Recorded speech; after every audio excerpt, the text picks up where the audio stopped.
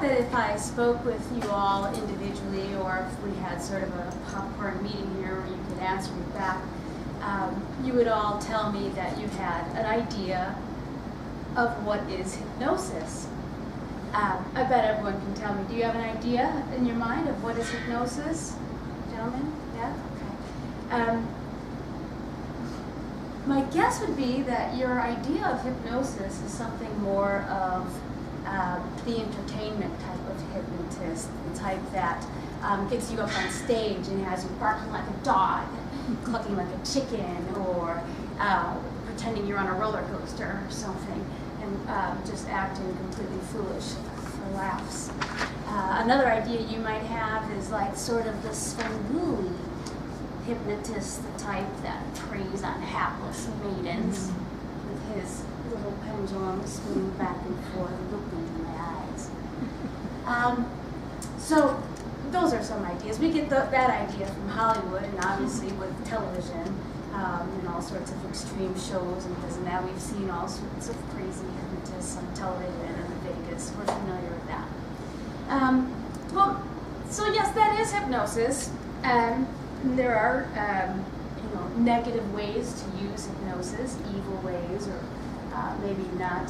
There's actually non-ethical ways to use hypnosis. There's covert ways to use hypnosis. But that's not all that hypnosis is. Hypnosis is actually something completely natural, and it doesn't require somebody to do it to you. You naturally go in and out of hypnosis all through the day. And that is because of your brainwave pattern. Your brainwave pattern changes throughout the day from beta to delta. So it goes from beta to alpha to theta to delta. And it goes up and down through that like a wave throughout the day. So we can be in waking hypnosis. So delta is sleep, but theta, which is just above sleep, is sort of that stage that you're in just before you fall asleep at night. And where you're your thoughts are kind of, all over. It's just that sort of, I kind of love when I have those thoughts. They're really fluid, or they just seem to start to tap into the thoughts or into the doorway to dreams, right? Another way we naturally go in and out of hypnosis is while we're driving, okay? So driving, or maybe taking a bus, whatever your form of transportation is, but maybe you've had this experience where you're driving, and let's say it's a 45-minute drive. Drive this all the time. It's like the car might as well be the Batmobile because it automatically takes you there. At least that's what it feels like, because one day you get home from your 45-minute everyday drive and you think, wow, I can't even believe that went by so fast. Where did the time go? Because you're in a state of hypnosis.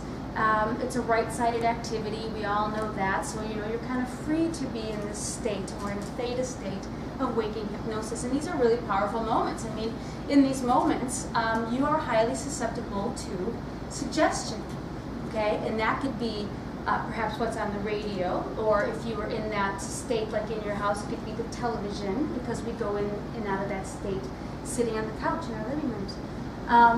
Also, it could be your own repetitive negative thoughts or automatic negative thoughts. It's something like we have, let's say, 10,000 thoughts a day, and of those 10,000 thoughts, 60,000 of them are the same thoughts, and of those 60,000 repetitive thoughts, 30,000 of them are negative.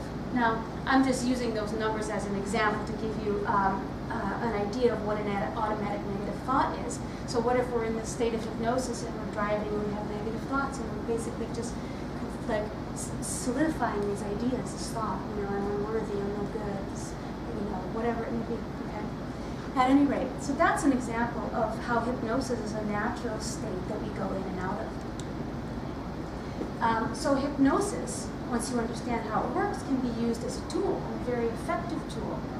Because if we are more susceptible to suggestion when we're in a theta state, we can use that for good.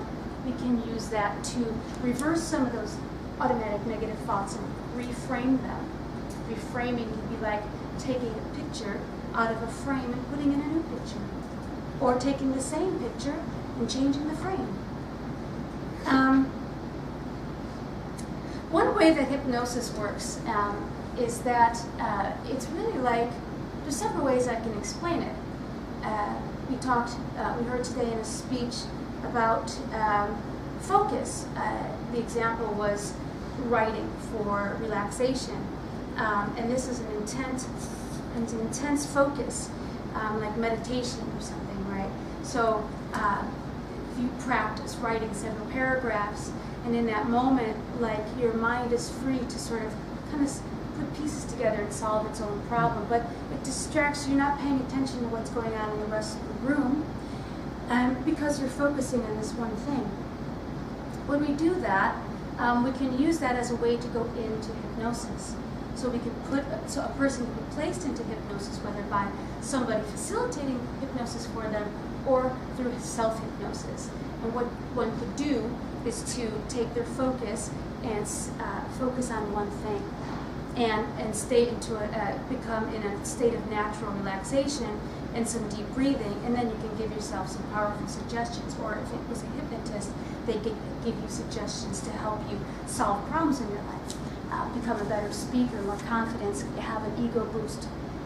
It could be working out. It could be working out, exercising. It could be taking exams. It could be all sorts of things. And there's so much about learning about hypnosis, and one of the reasons that it can be really important is because it's being used around us every day, and we're using it ourselves, whether we're realizing it or not. And once you understand the many amazing and interesting and fascinating things about hypnosis, you can begin to understand your own mind and become stronger out there in the world, where images and symbols are, and other people's sort of covert stuff could be used against you. So that's just a bit of what is and what isn't hypnosis. So thank you.